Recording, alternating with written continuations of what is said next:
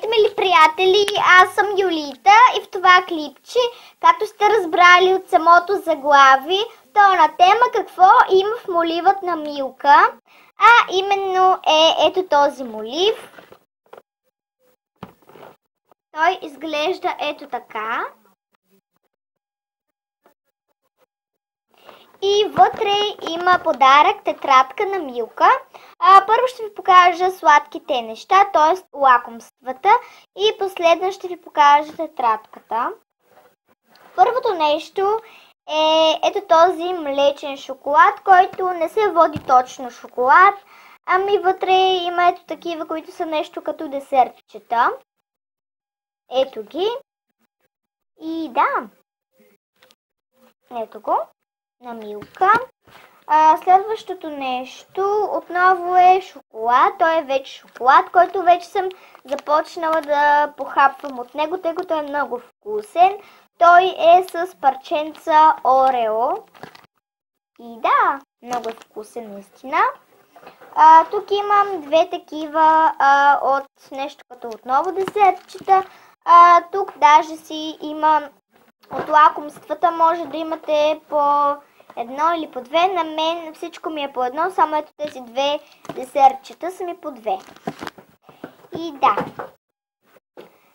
Ето ги, те отново са с парченца Орео. Ето. Така. Следващото нещо, което отново е лакомство, е ето тази бисквитка.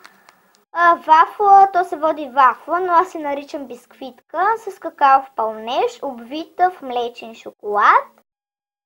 Ето така изглежда. Предпоследното нещо. След тези бисквитки, които са страшно вкусни и понеже са толкова вкусни, на мен ми остана само една. Ето и я. Нямам какво да я показвам, защото просто не знам, но реших да я покажа. Бяха три вътре, но на мен остана само една, тъй като просто са много вкусни и аз почти ги изядох. И последното лакомство е това, което пак пише млечен шоколад, но не е точно шоколад, защото да, шоколад е, само че има бисквитки и е нов продукт. Ето. И да. А сега ще ви кажа грамажите. Това е 35 грама. Тези са по 41 грама, тези двете. Заедно тази бисквитка, както я наричате, е 30 грама. Шоколадът, който е с парченца Орео, е 100 грама, ето този. Този е 87,5 грама.